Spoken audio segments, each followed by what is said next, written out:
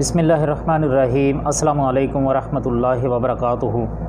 آپ دیکھ رہے ہیں یوٹیوب چینل اور میں خورشید احمد ہوں۔ جیسا کہ آپ سبھی بھائی جانتے ہیں کہ ہمارا اس چینل پہ ایک سلسلہ ہے آئیے قرآن پڑھیں، جس میں ہم قرآن پاک کا ایک رکوع یا دو رکوع ترجمہ اور تشریح کے ساتھ پڑھتے ہیں۔ تو اس سے پہلے ہمارا ایک سلسلہ اسی چینل پہ ختم ہو چکا ہے بفضلہ تعالی سیرت کے سچے موتی کے نام سے، جس میں سیرت نبی صلی اللہ علیہ وسلم کے سچے موتی بیان کیے گئے ہیں۔ تو ابھی یہ آئیے قرآن پڑھیں کا سلسلہ ہے، انشاءاللہ یہ بھی جلد تکمیل تک پہنچ جائے گا۔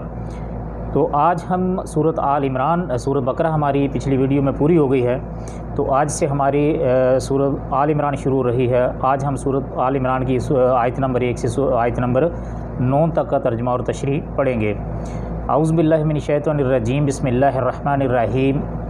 رب اشرح لی صدری ویسر لی امری واحلل عقدۃ من لسانی یفقہوا قولی۔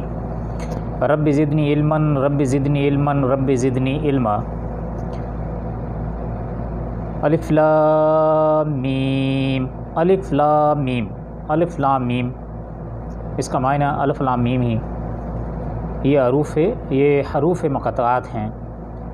اللہ لا الہ الا هو الحی القیوم۔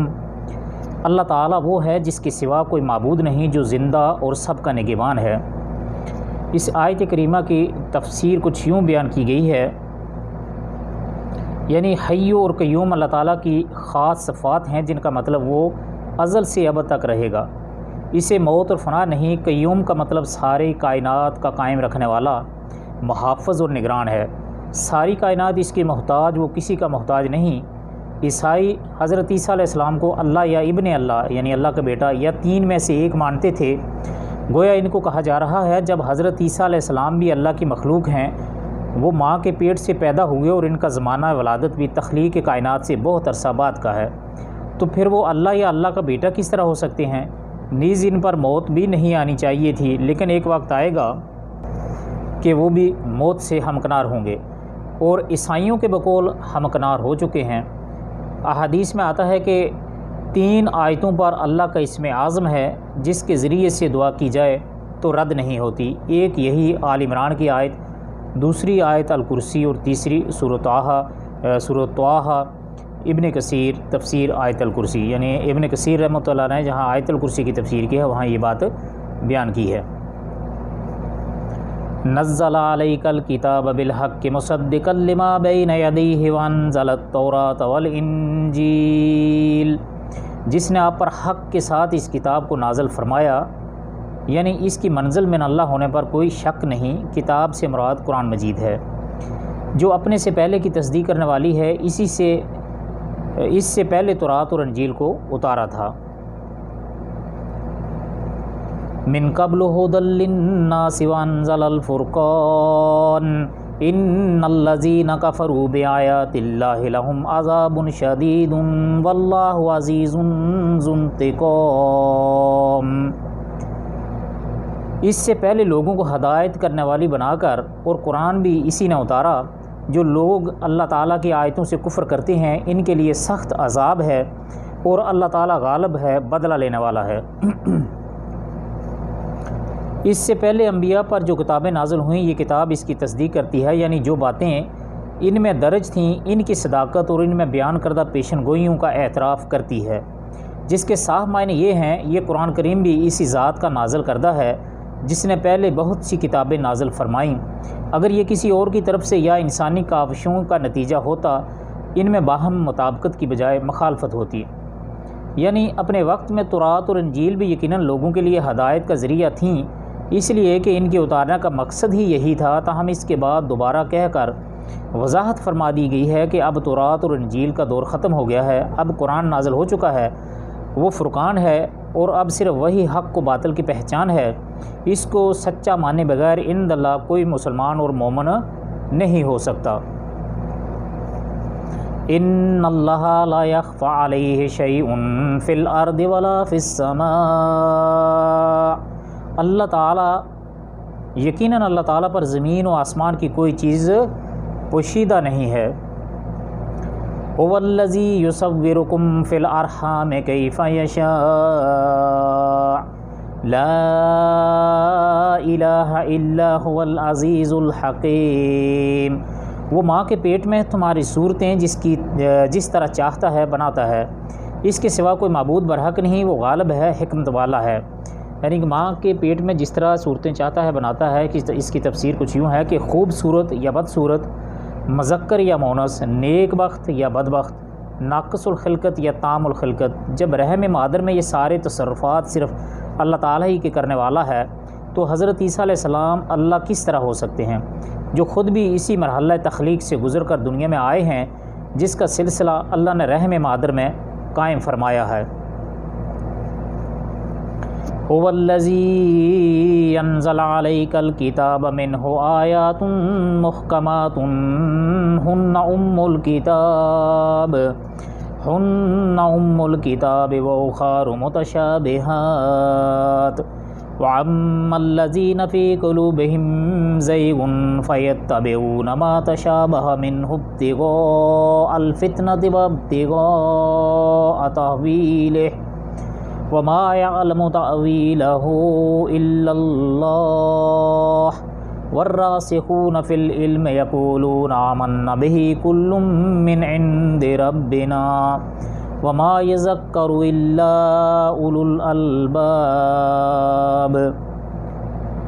وہی اللہ تعالیٰ ہے جس نے تجھ پر کتاب اتاری جس میں واضح مضبوط آیتیں ہیں جو اصل کتاب ہیں، اور بعد متشابہ آیتیں ہیں، پس جن کے دلوں میں کجی ہے وہ تو اس کی متشابہ آیتوں کے پیچھے لگ جاتے ہیں فتنے کی طلب اور ان کی مراد کی جستجو کے لیے، حالانکہ ان کی حقیقی مراد کو سوائے اللہ تعالیٰ کے کوئی نہیں جانتا۔ اور پختہ اور مضبوط علم والے یہی کہتے ہیں کہ ہم تو ان پر ایمان لا چکے ہیں، یہ ہمارے رب کی طرف سے ہیں، اور نصیحت تو صرف عقل مند ہی حاصل کرتے ہیں۔ اس کی تفسیر کچھ یوں ہے کہ محکمات سے مراد وہ آیات ہیں جن میں اوامر و نواہی، یعنی احکامات اور ممنوع چیزیں جن کا حکم دیا جائے یا جن سے منع کیا جائے، احکام و مسائل اور قصص و حکایات ہیں جن کا مفہوم واضح اور اٹل ہے، اور ان کے سمجھنے میں کسی کو اشکال پیش نہیں آتا۔ اس کے برعکس آیات متشابہات ہیں، مثلا اللہ کی ہستی، قضاء و قدر کے مسائل، جنت و دوزخ، ملائکہ وغیرہ، یعنی ماورائے عقل حقائق جن کی حقیقت سمجھنے سے عقل انسانی قاصر ہو، یا ان میں ایسی تعویل کی گنجائش ہو، یا کم از کم ایسا ابہام ہو جس سے عوام کو گمراہی میں ڈالنا ممکن ہو۔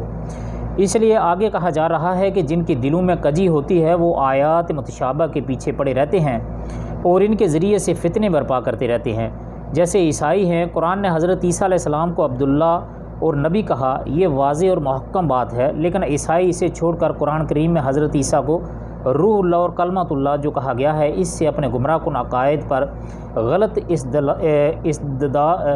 استدلال کرتے ہیں۔ یہی حال اہل بدعت کا ہے۔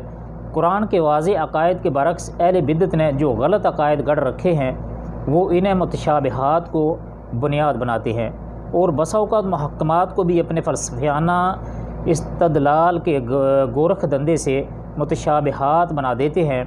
اعاذنا اللہ منہ، اللہ تعالیٰ ہمیں ان سے اپنی پناہ میں رکھے۔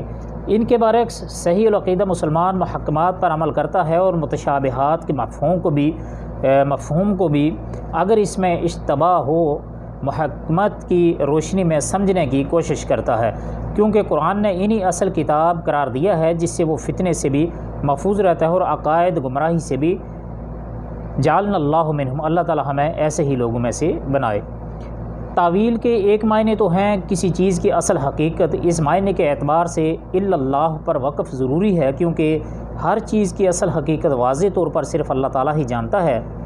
تعویل کے دوسرے معنی ہیں کسی چیز کی تفسیر و تعبیر اور بیان، اس اعتبار سے الا اللہ پر وقف کے بجائے والراسخون فی العلم آل عمران آیت نمبر 7 پر بھی وقف کیا جا سکتا ہے، کیونکہ مضبوط علم والے بھی صحیح تفسیر کا علم رکھتے ہیں۔ تعویل کے یہ دونوں معنی قرآن کریم کے استعمال سے ثابت ہیں۔ ملخص از ابن کثیر رحمۃ اللہ علیہ۔ ربنا لا تزغ قلوبنا بعد إذ هديتنا وهب لنا من لدنك رحمة إنك أنت الوهاب۔ اے ہمارے رب ہمیں ہدایت دینے کے بعد ہمارے دل ٹیڑھے نہ کر دے اور ہمیں اپنے پاس سے رحمت عطا فرما، یقیناً تو ہی بڑی عطا دینے والا ہے۔ ربنا انک جامع الناس لیوم لا ریب فیہ ان اللہ لا یخلف المیعاد۔ اے ہمارے رب تو یقیناً لوگوں کو ایک دن جمع کرنے والا ہے جس کے آنے میں کوئی شک نہیں، یقیناً اللہ تعالیٰ وعدہ خلافی نہیں کرتا۔ تو یہ تھی ہماری آج کی ویڈیو۔ اللہ تعالیٰ ہمیں قرآن پاک کو صحیح سمجھ کر پڑھنے اور ہمیں ہر قسم کی پیش آمدہ مشکلات سے دور رہنے کی توفیق عطا فرمائے، اور اللہ تعالیٰ اس پر ہمیں عمل کرنے کی بھی توفیق عطا فرمائے۔ اللہ تعالیٰ ہمیں ریاکاری سے محفوظ رکھتے ہوئے خالص اسے اپنی رضا کے لیے لکھ رہے، اللہ تعالیٰ اسے قبول عام فرمائے۔ آپ سب کے قیمتی وقت کا بہت بہت شکریہ۔ لیکن جانے سے پہلے آپ سے گزارش ہے کہ اگر آپ نے ہمارے چینل کو ابھی تک سبسکرائب نہیں کیا اور اگر آپ سمجھتے ہیں کہ ہمارے چینل میں کچھ جان ہے تو جزاک اللہ خیر، آپ اس چینل کو سبسکرائب کر لیجئے مزید اچھی اور اسلامک انفارمیشن کے لیے، اور گھنٹی کے بٹن کو دبا کر آل کے آئیکن پر ضرور کلک کر لیجئے گا تاکہ ہر آنے والی ویڈیو آپ تک بر وقت پہنچتی رہے۔ السلام علیکم ورحمۃ اللہ وبرکاتہ۔